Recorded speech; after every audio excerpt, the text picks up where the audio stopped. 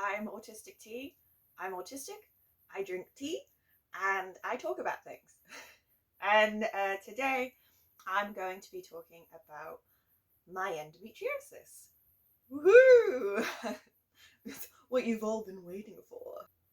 It's Endometriosis Awareness Month, and I painted my nails yesterday, and this morning I looked up the colour. Well, I just double checked that this was Endometriosis Awareness Month, and I found out that the ribbon colour is yellow, so I did the shirt on purpose, but the nails were a happy accident.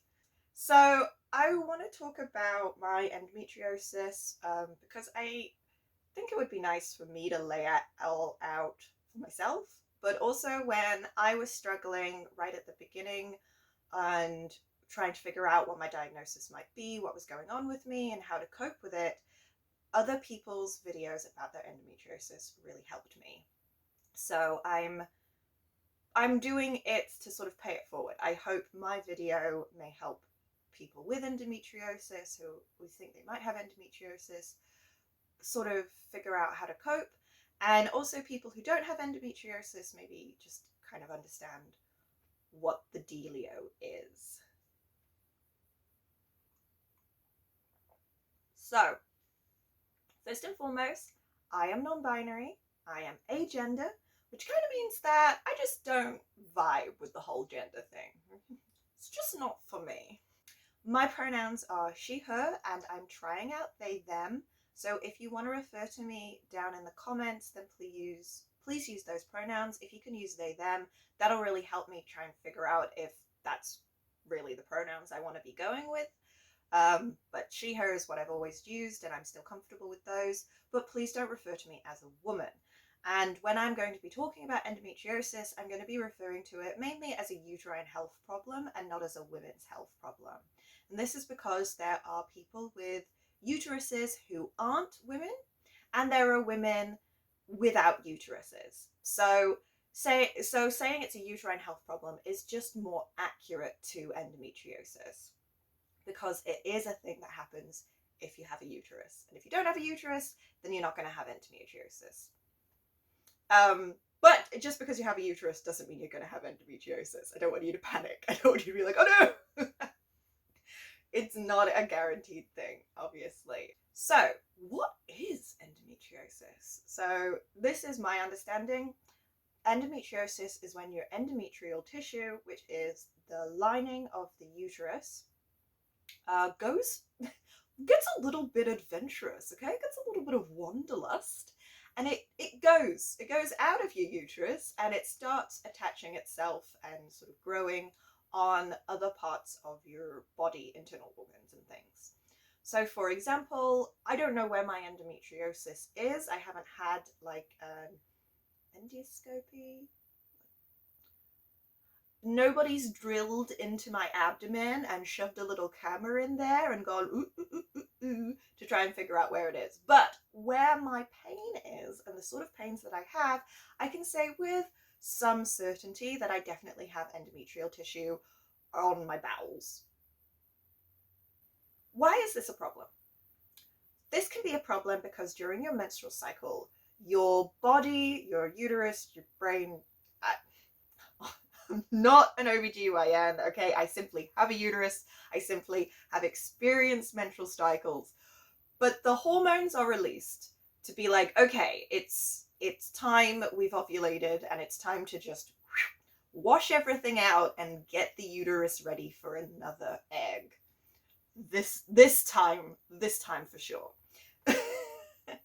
And the endometrial tissue starts, doing its thing. It starts shedding, it starts bleeding, and then it usually comes out of your vaginal passage, and that's what menstruation is.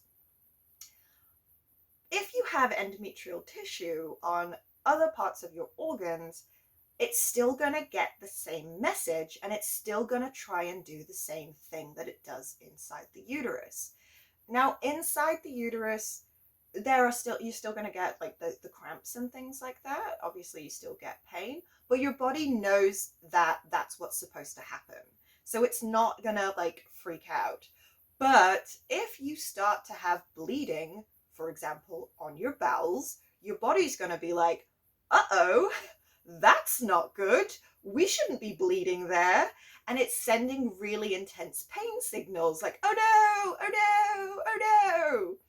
And also that can lead to scarring as well, because then your body is trying to heal up these wounds, and the endometrial tissue is still, it doesn't have anywhere to go. It's not being, schlucked out of the body. It's not in the uterus, and it can't escape out of your vagina. Why did I say it so weird?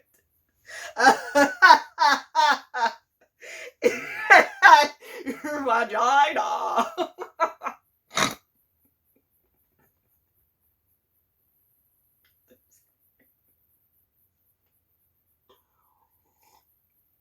Okay, composed. So it's kind of, it's a problem, right? You can imagine how it's a problem. Now, not all people who have endometriosis never necessarily get pain. And just because you have really intense pain doesn't necessarily mean that you have really bad scarring, or that you will have any of the other complications, such as infertility, which is something I don't know about. I hope that it's not something that affects me, but I won't know for sure until I start trying to have children. And then, it may be that I do have difficulties with infertility. So it's hard to say. So now that you know what endometriosis is, like physically what is happening inside the body biologically, and now I'm going to talk to you about how I came to figure out that I had endometriosis. So in my early 20s, this was around, I want to say 2015, 2016.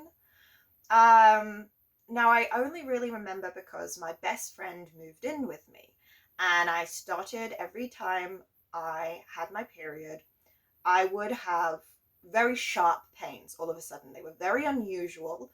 My entire teenage life, since I'd started my period, I'd never had really, really intense bad pain. Normal cramping, soreness in my lower abdomen, that general sort of fatigue that you sometimes get.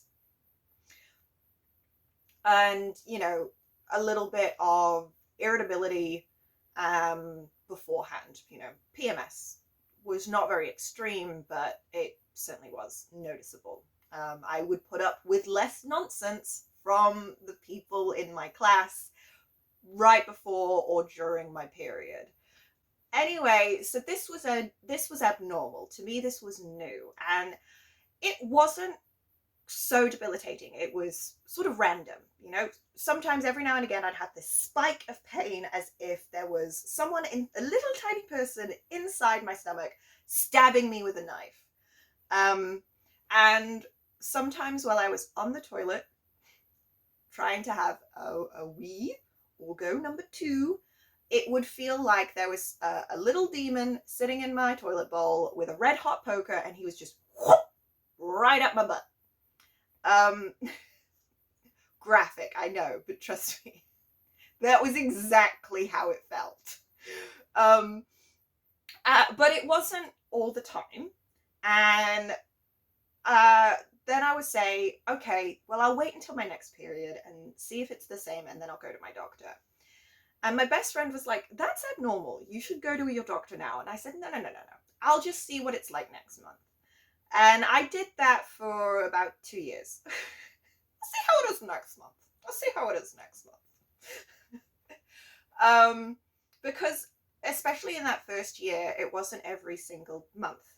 1 month would be fine. So I'd be like, oh, it's back to normal. And then the next month would be painful. But I would personally reset it. I'd say, well, this month is new because last month was fine. So I'll just see how next month goes. And then, yeah, it was every single period for a month, for a year, pretty much. And but my best friend had moved out. I was moving in with my mum, and then I moved in with my partner. Honestly, I have a real hard time with timelines. So I'm not going to be able to really specifically tell you the times and things, but unless I double check, like, you know, actual appointments. Anyway, so eventually it did get to the point where this was happening every single month, and I was encouraged to go to my doctor and talk to him about it. I think at this point I was living with my partner, and I had a new doctor. So when it had first started, I had some old doctors, an old doctor practice, which I had had some difficulty with, and my mum had had some difficulty with, and my best friend had had some difficulty with. We just didn't like their practice. And we'd seen like 4 or 5 doctors each at this practice, and we just didn't feel listened to. We didn't feel cared about. For example, I told 3 of the doctors there that I thought I had autism, and all 3 of them dismissed me out of hand, saying I didn't look autistic. One of them said that she would look into it. It took her 6 months to get back to me with a practice in the North Island that only diagnosed children. My new doctor, I was already seeing someone who was diagnosing me with autism, and I mentioned that to him, and he immediately knew who she was because she was in the same town I was living in.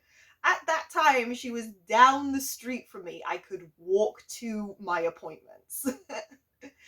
And it had taken 6 months for this other doctor in the same city to find someone in a different island. So this guy was already top of my radar for being a good doctor because he knew that right off the bat. And so I raised my painful periods, and he asked me questions about it. And then he got me to do tests. You know, he was like, it does sound like endometriosis. Just what you're describing, it does sound like endometriosis. But let's be extra sure. Let's double check. And you're going to have to do a bunch of tests. So I think I did like a urine sample. I did a stool sample. I'm not going to go into depth about that, but if I never have to do another stool sample again, I'll be happy. It was not the best of times. And then I also had to do a ultrasound. And ultrasound I am going to get into because it's kind of hilarious. And also, if you haven't had an ultrasound and you're going to have to get an ultrasound, I have some tips. So I think this is 2018. 2018. I am, or is it 2019?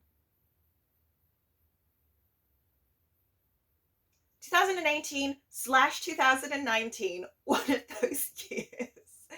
I have to get an ultrasound. And the reason my doctor is doing all of these tests is because he wants to rule out things like cervical cancer and or bowel cancer and things like that. So he wants to rule out, I guess, more serious in terms of like terminality, things that might kill me, as composed to things that might just make my life really, really, really painful and hard, but won't kill me. So, you know, you don't have to jump on it quite so much. It's still bad, it's still serious, but it's not cancer. You know, so, you know, the bar is low, but we are over the bar. So he was just making sure that these things weren't relevant. And I was also doing blood tests and things to check. So he's a really good doctor. He was doing all of these tests to make sure that he could, you know, properly diagnose me. So I'm there. I'm going to do an ultrasound. First you have to go on a waiting list, and then they send you a letter, and they're like, okay, it's here, it's this time, it's this date. Can you make it?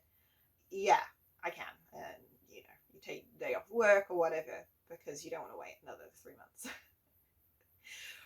And the instructions are, don't eat or drink anything an hour before your appointment, but before the hour is up, drink 3 glasses of water.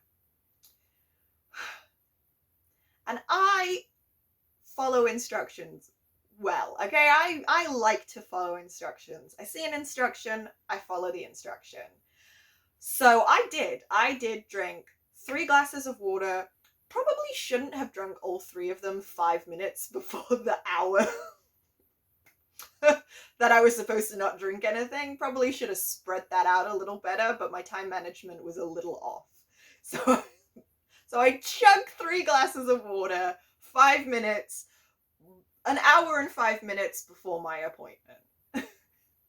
And then, little thing you need to know about me and my internal organs is I have either a super efficient bladder or a super inefficient bladder. Don't know enough about biology to say which. Either way, people need only know me for a month before they start saying things like, you pee a lot. You go to the toilet like a lot. And you're in there a while. I'm like, yes, I do. I do pee a lot. I urinate just like all the time. And it's just a thing about me that I didn't really realize was odd until other people started commenting on it. And a lot of people have commented on it. You know, friends, co-workers, partners. Everyone has an opinion on my bladder. Their opinion is, it's doing too much work. So I needed to pee pretty much immediately, okay? I was like, oh no! And they're like, don't pee for the full hour before. You need a full bladder when you get your ultrasound done. And my partner is a doctor, so he was able to explain to me that because the uterus is like a cavern, and the bladder can be like an empty cavern, so you want a full bladder so you have something to reference where the uterus is and like what's going on in the uterus. So you need the full bladder there to get a good look at your uterus. And because my issues were uterus related, I wanted to have the fullest bladder possible. But I had to pee. I mean, I had to go. So I went, I did one of those like half pees, like, like, it's like, oh, hold some of it in, which is worse, which is far more painful. If you've ever had to stop midstream, you know, it's agony. And I had put into my pants, I was so afraid that I was going to wet myself on the journey there, that I put in one of those like poise liners for like women who've had children or are just older and have LBL, light bladder leakage. Put one of those in my knickknacks.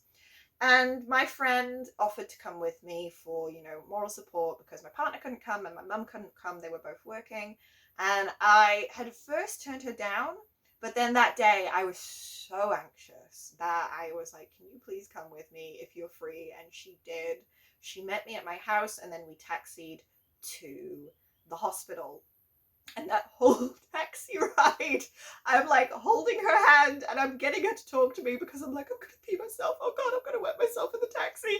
And not only will I have to pay damages for wetting myself on the taxi, but I'll also have to reschedule my ultrasound. Oh my God. So, having a real hard time.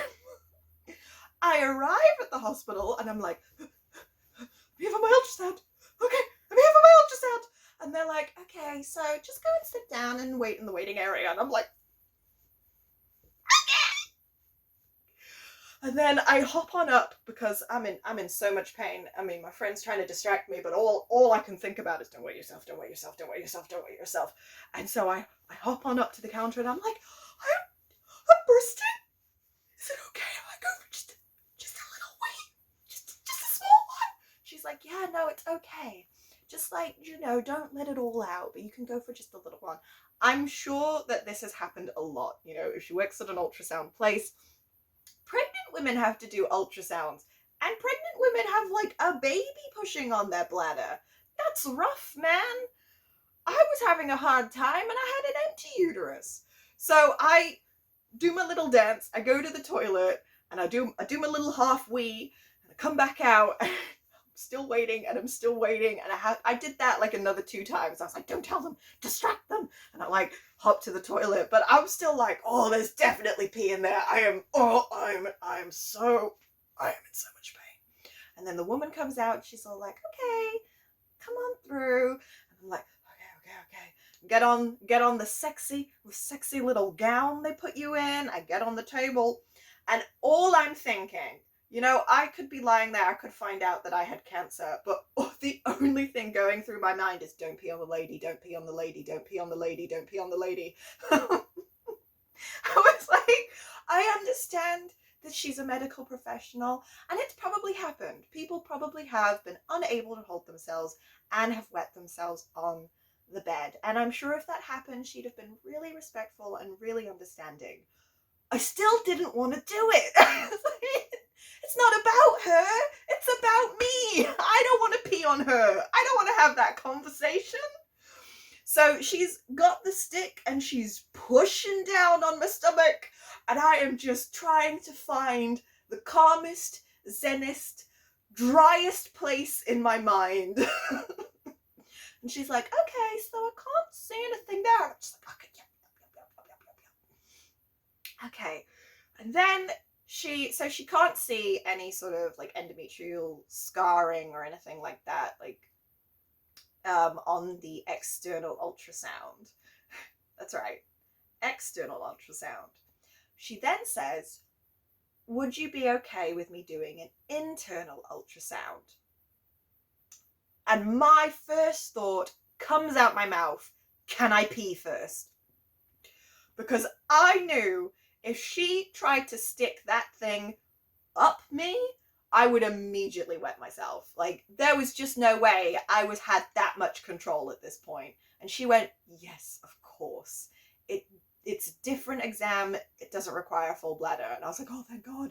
Can I go now? She's like, yeah. So, you know, get off the table.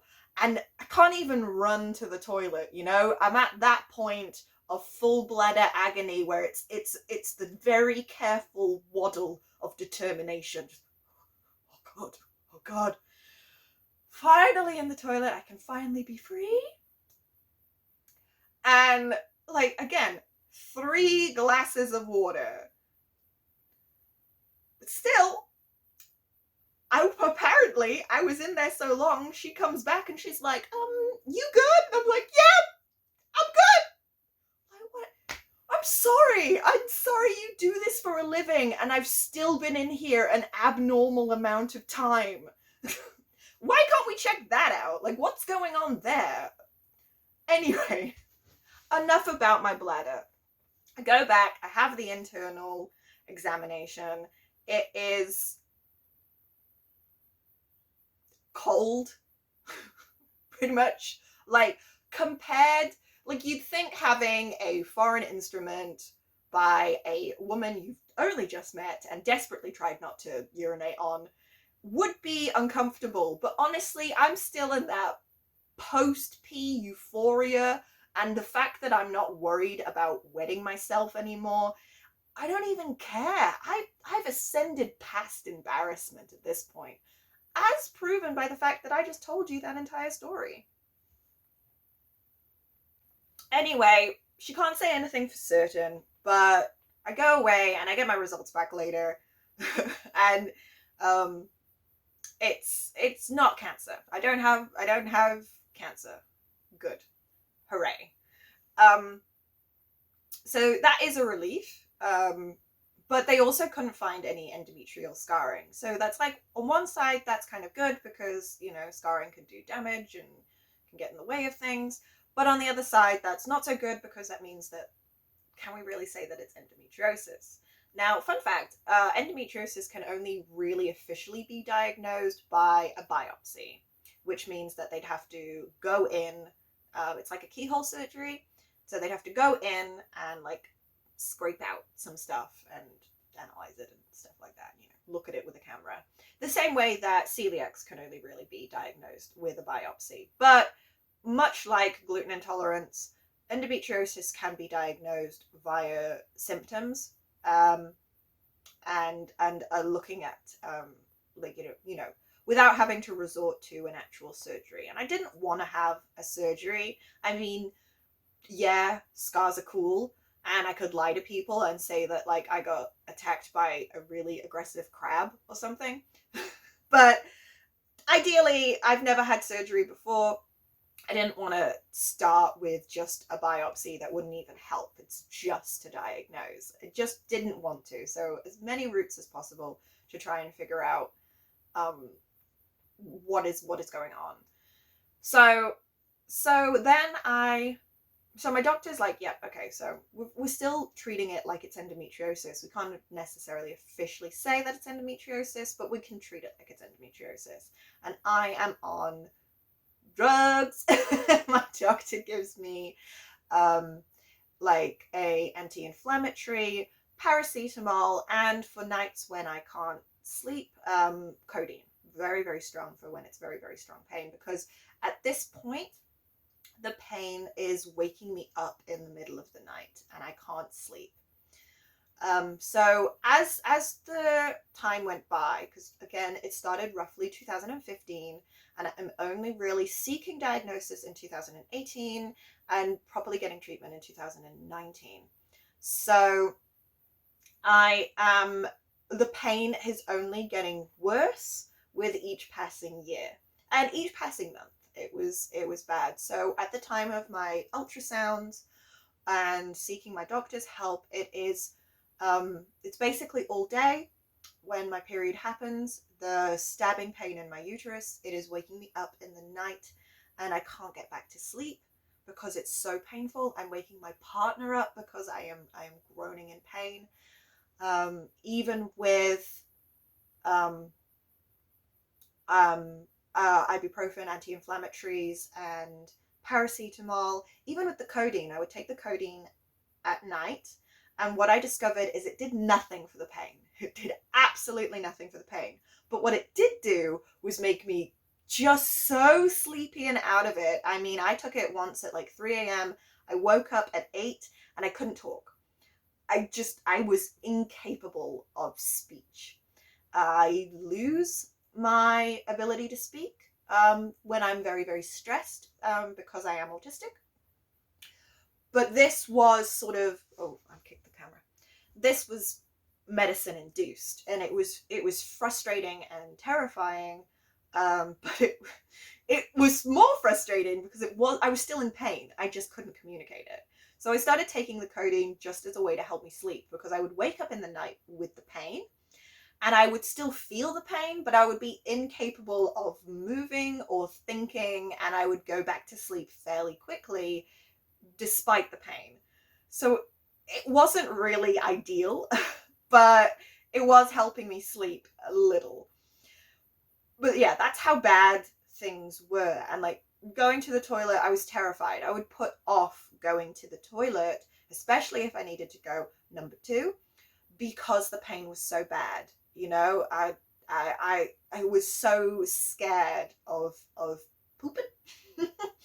And even more fun is I have IBS, which means that on top of urinating more than normal, I also poop more than normal. It's just, this whole area is just a mess. It's a war zone, all right? None of this works. So that was my experience, and this was my normal everyday life. Once a month, I was just out of it. I was in pain. 3 days, I couldn't do anything. I couldn't walk. I couldn't think. I couldn't even engage in video games that I enjoyed. There were 1 or 2 types of video games I could play. Kingdom. And then Kingdom like 2 and things like that. And point and click adventure games. And like point and click puzzle games. Super simple, like little bit engaging your brain, but basically all you have to do is this, or with Kingdom it's this with the keys. That's it. And that's all I could do all day for 3 whole days.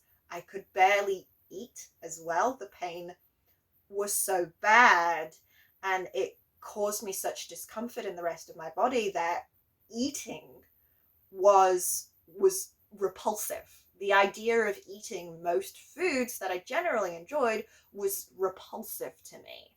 I remembered putting spinach in my mouth and having to just spit it out immediately because I thought I was going to throw it up. All I could eat was chicken nuggets, and they had to be gluten-free, onion and garlic-free chicken nuggets. Thank you, Waitoa, for not putting onion and garlic powder on your chicken nuggets or your chicken tenders. That's all I could eat, and that's pretty much all I could manage to cook. I would waddle into the shared kitchen of our flat and put in my chicken nuggets, and then I'd pull them out, and I'd maybe put salt and pepper. Well, they're already peppered, so maybe I'd put salt in them, and if I was feeling very adventurous, maybe some mayonnaise, and then I'd waddle back in, sit at my desk, and eat my chicken nuggets while playing my video games. It was bad. And the thing is, it wasn't even my uterus. It's my endometrial tissue that's sitting on other organs, which is why I was in so much pain. If it had just been my uterus, I wouldn't have been in such stabbing agony. And it is stabbing. It felt like there were lots of little demons inside my stomach with knives trying to carve their way out of me. And again, the red hot poker demon that lives in my toilet, just all up the back of my spine, all through my stomach, and in my vagina. It's just the whole area was very, very sore. And this is also when I started to get migraines. Even better. So migraines tend to co-occur with endometriosis, and as far as I know, people don't know why. People don't know why. We don't know why endometriosis happens either, and we're getting more and more research. I think in the past 30 years, especially as we get more women doctors, more women in research who are looking into reproductive health for people with uteruses. Because, of course, medicine has been dominated by men for a very long time. And so we are catching up on about 100 years of research that just simply hasn't gone into the way that female bodies, biological bodies, end up working. And now we're starting to get it, but still endometriosis is under-researched and understood. So we don't know why it happens, and we don't know why migraines co-occur with it. All I can tell you is I definitely did get migraines with my endometriosis. And my migraines got worse and worse and worse. And what was basically happening is I would have a migraine the week before my period, the week during my period, and the week after my period. I have a short cycle, so I would get maybe a week out of a month where I didn't have a migraine. Maybe a full week, if I was lucky. Some months it was 3 days. 3 days without a migraine. And on days I didn't have a migraine, more often than not, I still had a headache. Headaches are just in your head, whereas a migraine for me feels like it's in my whole body. I would get nauseous, dizzy, unable to think. The pain in the head is bad. And of course, light sensitivity, sound sensitivity.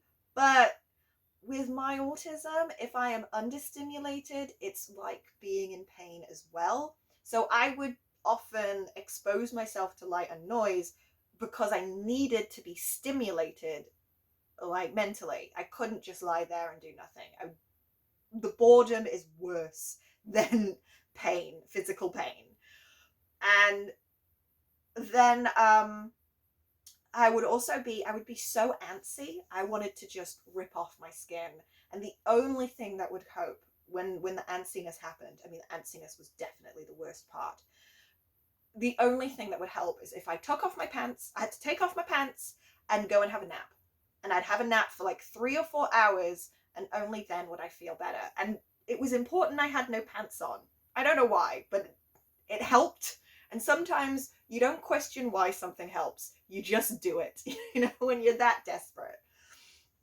So migraine for a week, migraine and endometriosis pain for roughly a week, and then migraine for a week. And then maybe a few days of not having a migraine. This is 2019. This is when I went in to study occupational therapy. So I was finally diagnosed with autism in March, I think, of 2019. So it's my autism anniversary. Possibly it was April, I don't know. It was early on. And then I was still seeking medical help for my endometriosis. It was getting worse. Medicine was no longer really helping with the pain. And of course, the migraines were really bad. And the medicine I was on for my migraines wasn't really doing enough. So I was having a hard time going to lectures. I ended up going on to part-time study. And then before the end of 2019, I had to withdraw because I was just incapable of doing the hours that were required. And even though I really enjoyed studying and I really enjoyed the placement that I was doing, I really enjoyed the work, and I think I would have been a really good OT, my body just wasn't capable of it. And my brain wasn't as well, because my body was dealing with so much, my brain was exhausted. So in 2019, I was on the waiting list to see a gynecologist. It took many, many months, but eventually I did go to a gynecologist. This was to double check that I did have endometriosis. Again, it's a long process to get diagnosed, and because it is not considered an emergency, again, it's not uterus cancer. It's nothing that is going to, it's not necessarily impacting my infertility. It's not necessarily impacting my fertility, and it's definitely not impacting my my life in terms of my life expectancy. It's definitely not impacting my life expectancy. It's obviously impacting my quality of life, and it was definitely impacting my mental health. But that's not physically as important. Hospitals have to prioritize, and it can be very, very difficult when you are the person who is not being prioritized. That being said, I don't hold any resentment for the hospital. And when I did go to see the gynecologist, she was so wonderful and understanding, and she said, "I'm sorry that you have to deal with that." And it's still making me tear up, because even though I really love my doctor, and he had been saying like, that sounds really bad, but to hear someone who is a medical professional who deals with this, probably on a daily basis, she probably sees hundreds of endometriosis patients in a year, and she still said to me, "I'm really sorry that you're going through that." And that meant a lot, because it had been years of dealing with pain. And I'm fairly chirpy. I put on a fairly brave face, and I don't want to be an inconvenience, so I had been working really, really hard, but it was wearing me down.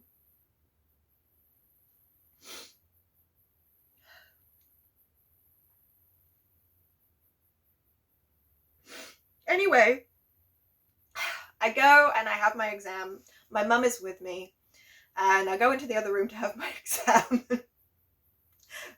Okay, this is for if you think you have endometriosis and you're going to go have a gynecology exam.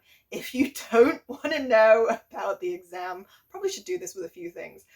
Here's a timestamp to skip if you don't want to hear the nitty-gritty of the exam. But anyway, so she gets the duck bill. If you've ever had a cervical screening, you know what I mean. The duck bill implant. There's this, like, sometimes it's metal, sometimes it's plastic. It kind of looks like a duck bill. It goes into your vagina, and then they like crank it open. So it's like, it's uncomfortable. Yeah. And then there's swabs and examination things. Honestly, I don't really remember too much. All I remember is she then had to do an anal exam So she puts on her gloves. She's really nice. She's so sweet. But she puts on her gloves, she lubes up her glove, and then she shoves her finger up my butt. And she's feeling around for like endometrial scar tissue. That's what she's looking for. Because of course that's a primary area where my symptoms were occurring. That's where I was getting a lot of pain. So she's looking for scarring there, and she didn't find any, so that's good. That means that, you know, there's no operation that's going to need to be happening. But gotta say, I've had cervical exams before, but that was my first time with a finger up my butt. And you know what? At this point, I was just kind of like, yeah, whatever, you know? So many people have looked down there at this point, and it's in so much pain most of the time that I'm good. I'm good. And of course she was really, really nice about it. We joked and, you know, put on my pants and things and you know, we're yelling at mum in the other room the whole time. It's a great time. And so we come out of the exam and she's like, yeah, so it does seem, just based on your symptoms, that you have endometriosis, and there are multiple ways that you can treat it. Non-operation, I think the operation isn't done that often in New Zealand because it isn't really a permanent solution, and even though it is a keyhole surgery, it's still an invasive surgery. It goes inside your body and you are left with scars and recovery time. So non-surgery options are basically you either go on pill, the contraceptive pill, or you have some other type of permanent contraception embedded. So you can get the Depo-Provera, which goes into your arm, or you can have an IUD or an IUS. So I was offered to either go on the contraceptive pill or to go and have an IUS called the Mirena. Now, I couldn't go on the contraceptive pill for multiple reasons. One, I've had bad experiences with it in the past. It gave me very bad emotional, I can't think of the word. Anyway, sometimes I was up, sometimes I was down. It got me really depressed. And I went on it again and I got migraines. And I was currently struggling with migraines, so I couldn't go on it. If you have migraines on the pill, there's a risk of like a brain bleed or things like that. So so that was out. So my only option is either continue the way I was or have the Mirena. And I really, really, really did not want to have the Mirena put in. I didn't like the idea of it. Personally, I didn't even like the pill, to be honest. I don't like anything interrupting my natural menstrual cycle. And I know that seems odd. Before it started causing me immense pain, I quite enjoyed my period. I enjoyed knowing that my body was regulating itself normally. I liked knowing that I was still, fertile, because I do want to have children in the future. And I just, it didn't bother me. It was a natural part of my body, and I was like down with managing it. So I was really against these permanent contraception types, but it would be foolish to choose pain over the possibility of no pain just because you're used to one way. And so I chose to go down the route of the Mirena, but it took me a while to come to that decision. And it took me a while to start down that path with my doctor because I was avoiding it. I was scared. I was anxious. So the way I had to do it is I had to purchase the Mirena, get a slip from my doctor, then go to the pharmacy to purchase the Mirena, and then I was on the waiting list to go and get it done at the hospital by a gynecologist.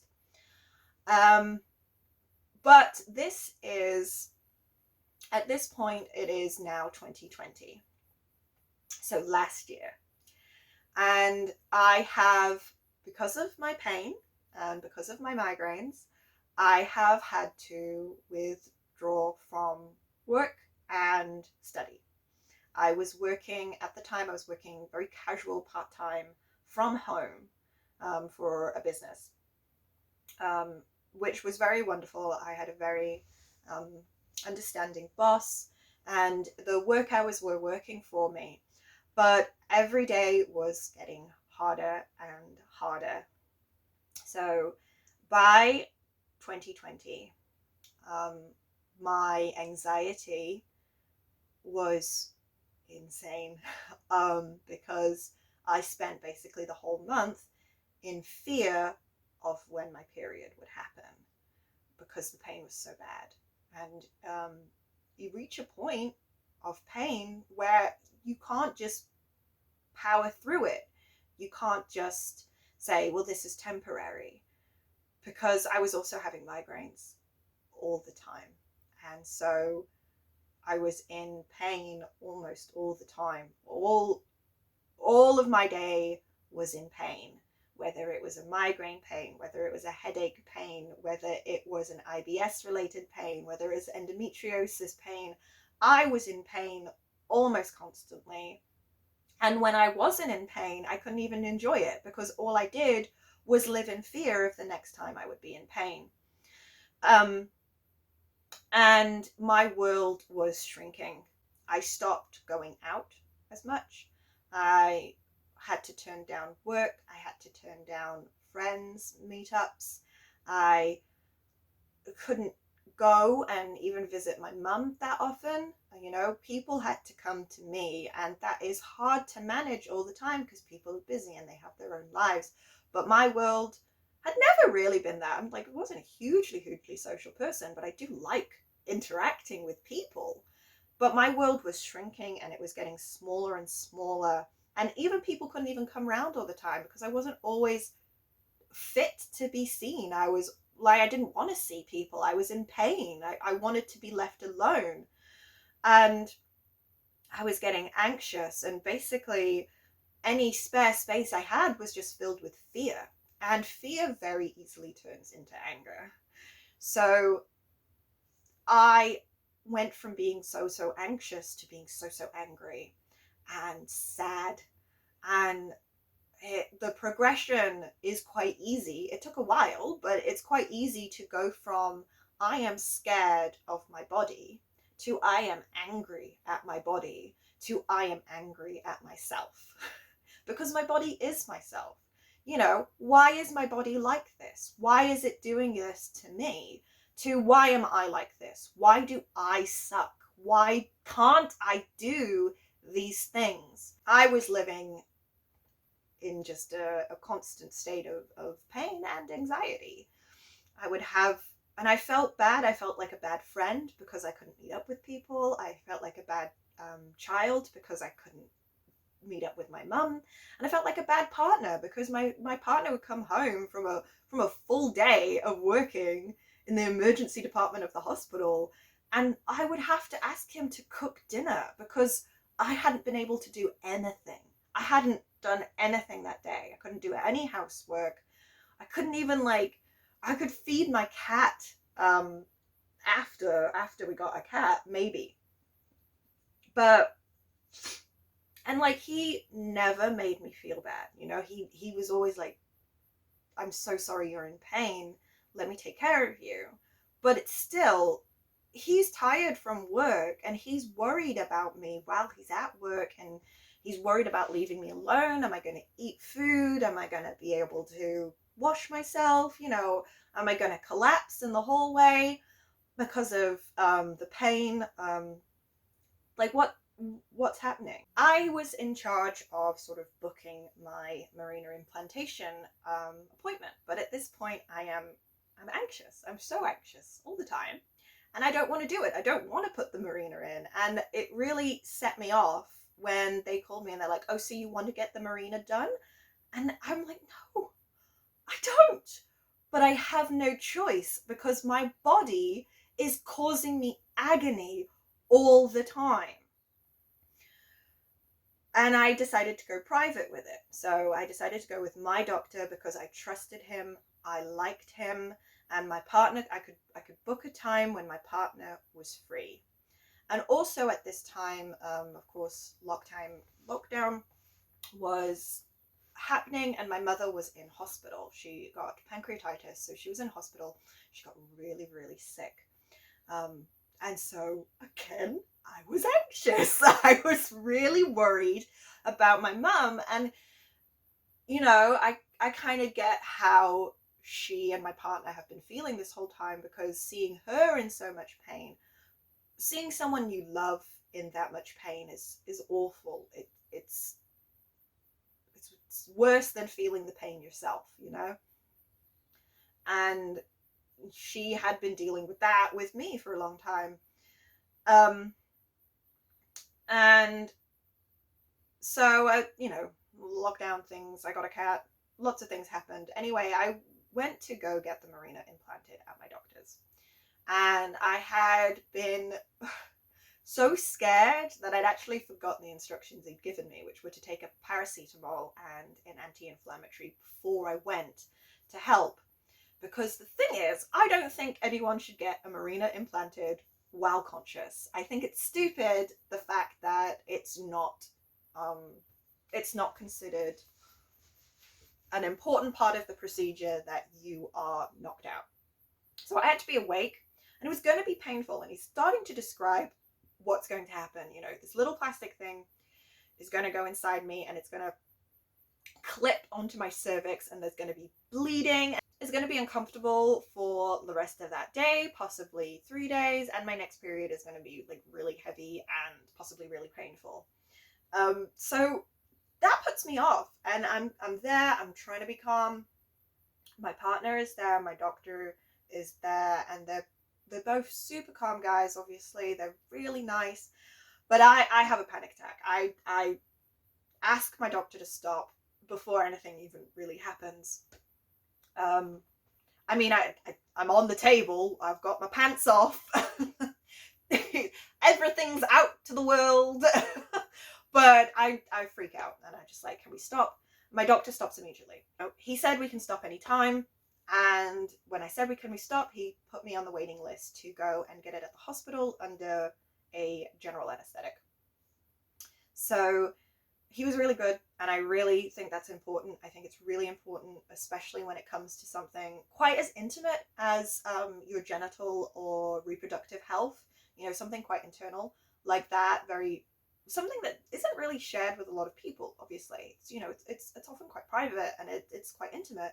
And I think it's really important that you get a doctor that you trust, and a doctor who will respect your wishes every step of the way. And I do have that. I'm very, very lucky to have that.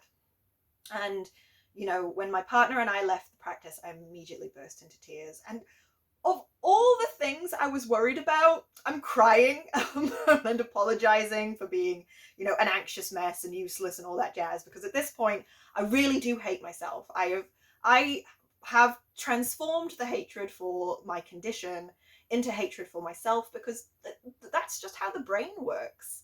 And at this point, I'm sobbing, and the one thing that sticks out is he saw my vagina for no reason.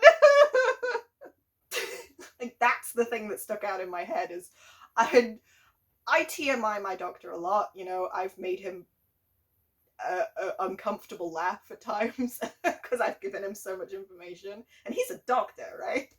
So, but that was the one line we hadn't crossed yet.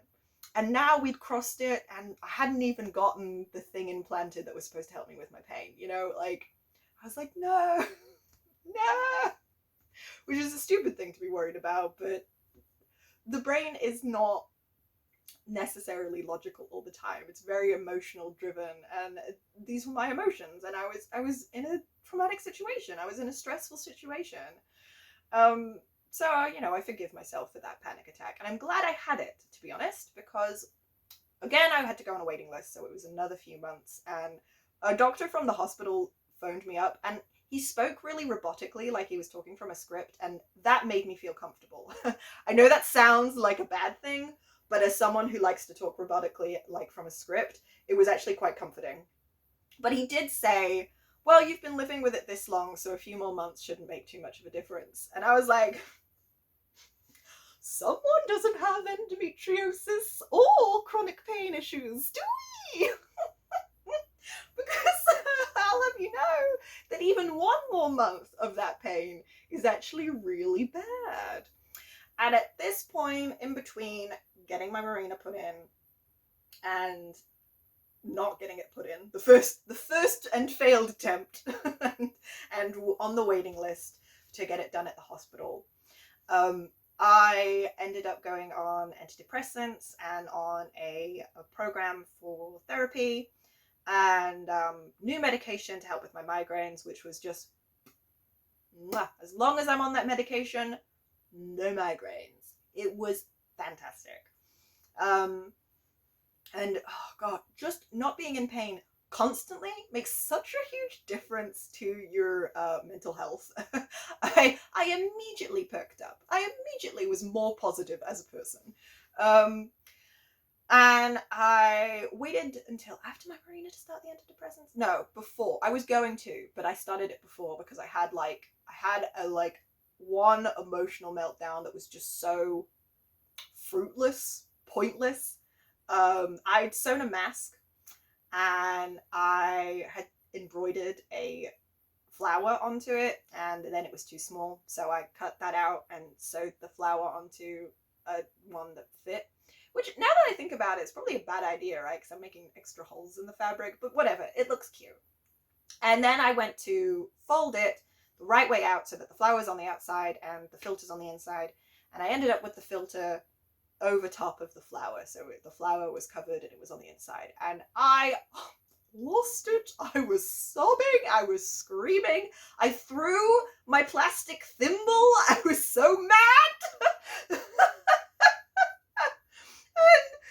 And then I'm sitting on my partner's lap as he's comforting me, because he's a nice man who loves me. And then in my head, I'm thinking, oh, I could easily fix this, actually. And then I did. And he laughed. And he was right to laugh at me. I laughed at myself. It was kind of hilarious.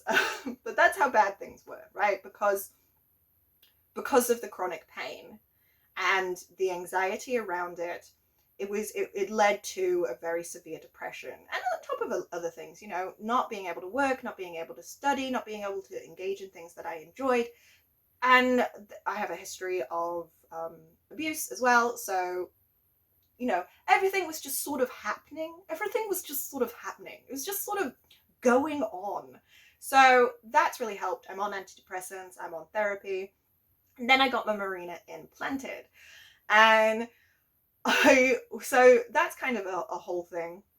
So anxious the day before, but the day of was fine. My mum took me in, and my mum waited for me, and my partner was going to pick me up at the end. And so I went in with my mum, and I got a very sexy gown and little booties. It was definitely peak fashion for me.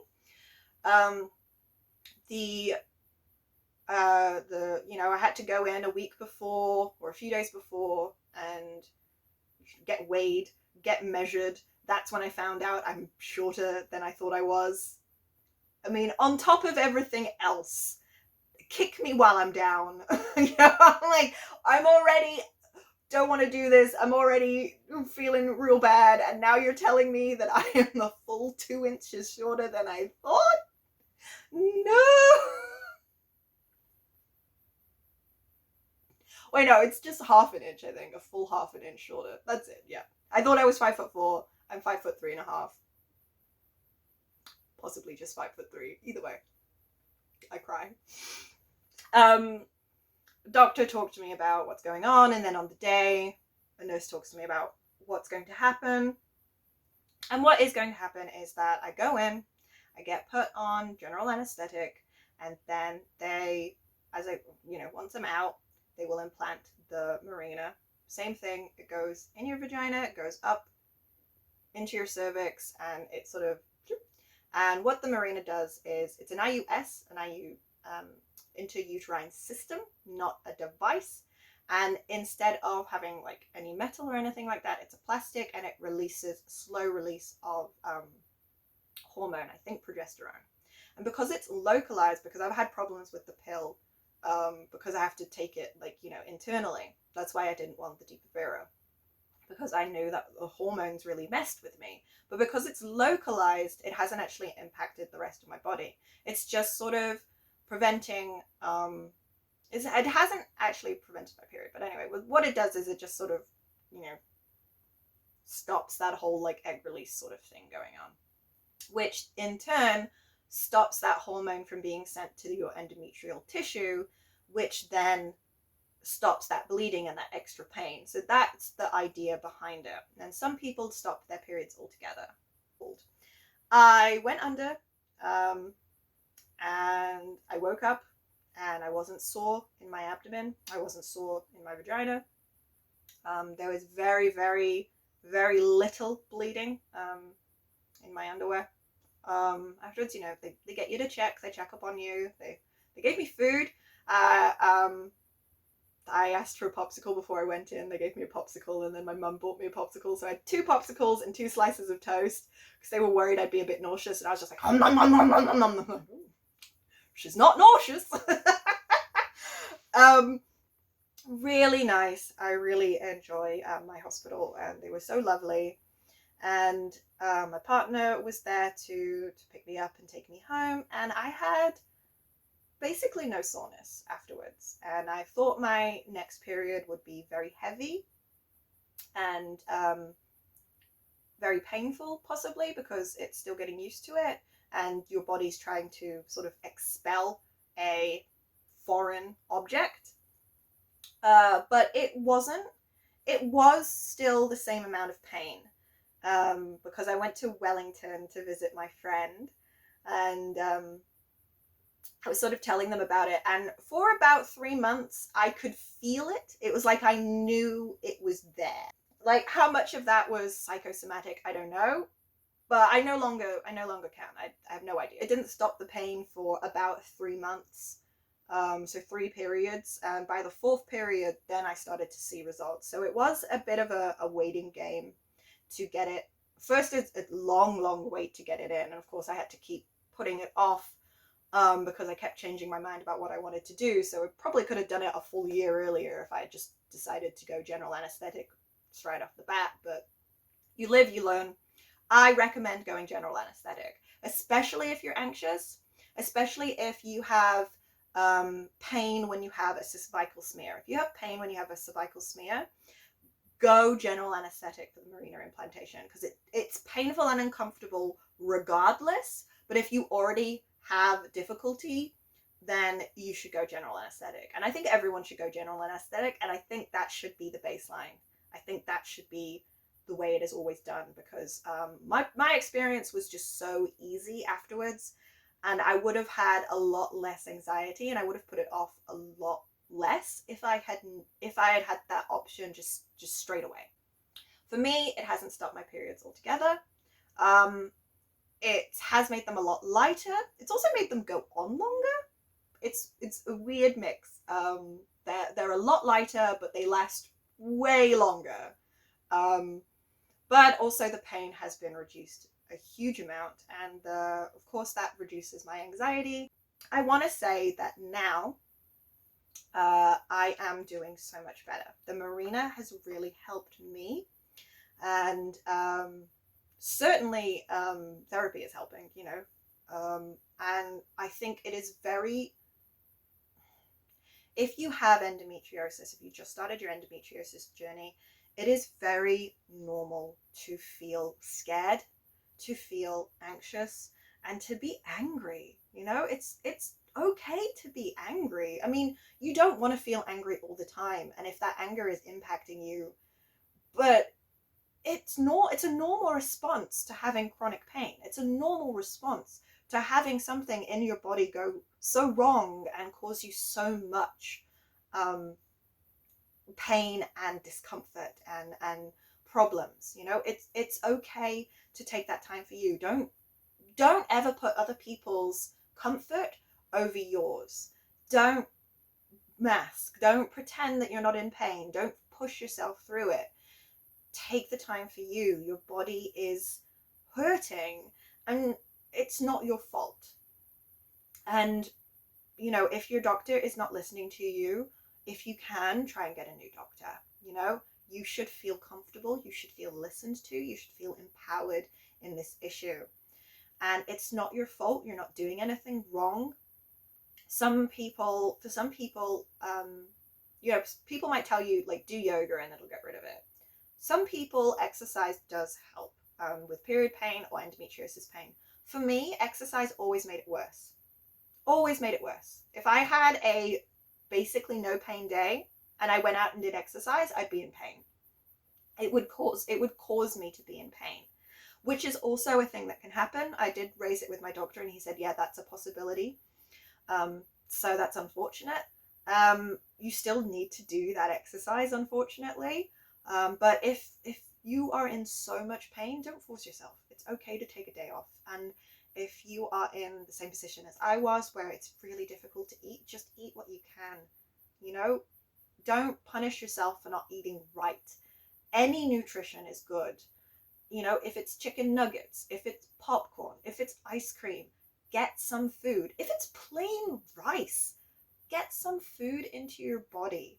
It's important to nourish your body as best as you can, especially when it is going through pain. And it's okay to just do what you can do, you know? And I would recommend ginger and chamomile. Adding ginger to your tea, eating ginger. Ginger is a natural anti-inflammatory. It really soothes a lot of things. Drink chamomile, that's also a natural anti-inflammatory, and raspberry leaf tea helps with uterine health problems. That's kind of a messed up combination, but it's definitely not as bad as your endometrial pain, so like, do it. Peppermint tea helps with digestion, so you want to make your stool soft, okay? You want to make the whole pooping situation as easy as possible. So like, try and eat a lot of fruits and like things that will soften your stool. I mean, you don't want to be getting diarrhea, but you don't want a very firm stool if you're already having a hard time pooping. That's my advice from personal experience. And don't over worry about other things if you can. Like, you know, it's possible that with endometriosis you might have fertility issues, but you should focus more on your pain now and your quality of life now than that future, because you can't control it and you don't know it, and it's a very small percentage. It's not actually a majority of the time, and it doesn't really matter. Your amount of scarring and your amount of pain doesn't correlate with whether or not you have fertility issues or not. Some people have no pain and they still have endometriosis and they still have fertility issues. So there's no way of knowing. And, you know, I have to just try not to focus on it. I try not to worry about it, because worrying about it isn't going to make a difference. And it's only going to impact my current quality of life. If you don't want to get pregnant, then I guess the fertility issue isn't an issue for you. But yeah, that's my recommendation. I would recommend the Mirena. Huge improvement to my quality of life. So yes, that is my endometriosis story. If you have any further questions, feel free to leave them in the comments down below. And if you are in a similar boat, feel free to share it with me. The most important thing I want people to take away from this is that really painful periods is not normal. It's not normal. Really, really painful. Like, you can't walk, you can't think, you can't focus, you know, really difficult. Like, if a painkiller doesn't help your period pain reduce, then go to your doctor. It's not normal, and there are treatment options, and your doctor should listen to you and should do all the tests that my doctor did, all of the tests to try and figure out what's going on and try and help you manage that pain, because you shouldn't have to live your life in that much pain. Don't put it off like I did. Please don't put it off. Don't wait. You know, the first month it happens, go and see your doctor, because it might be a one-off thing, but it might not be. And see it as soon as possible, because living with that much pain for that long did ridiculous damage to me, and I was very foolish to wait as long as I did, because it's a long wait for a lot of these treatments and a lot of these tests that you have to go through just to get to the point of getting anything prescribed for you. You know, you can get diagnosed a full 2 years before you can even get like anything implanted.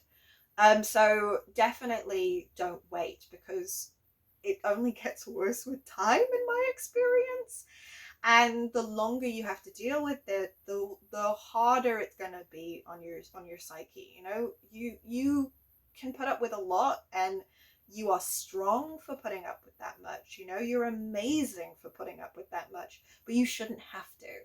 And it's okay not to. And it's okay to be overwhelmed by it. And I know if your world is shrinking and it is full of fear, and it feels like there's no way out, but it's you can do it. You've come this far, you can do it.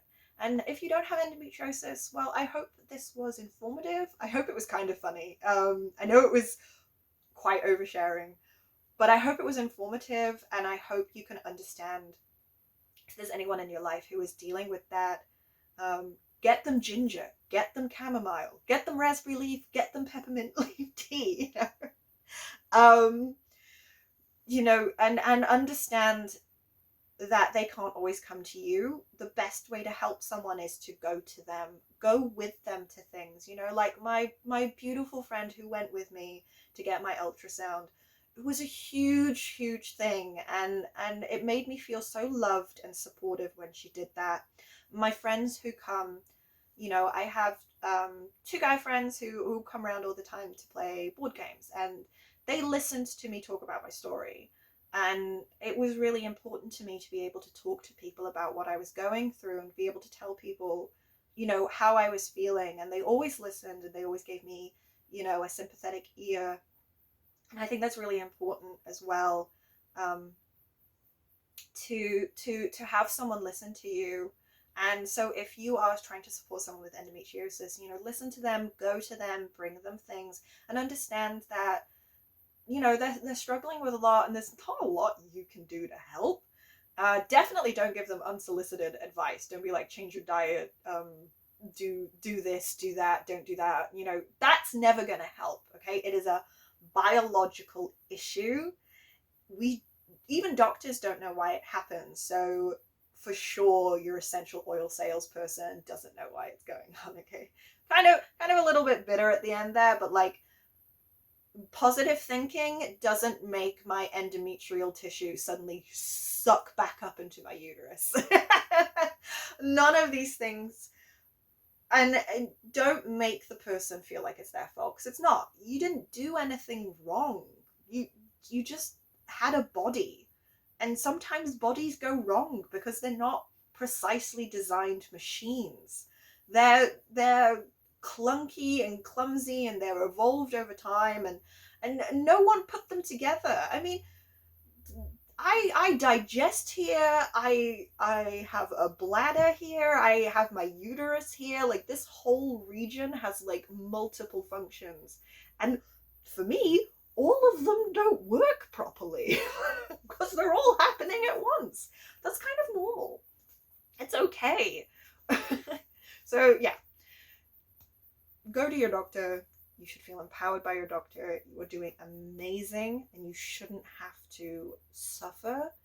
And I hope you all have a hot water bottle or a wheat bag. Lifesavers. Okay, happy Endometriosis Awareness Month.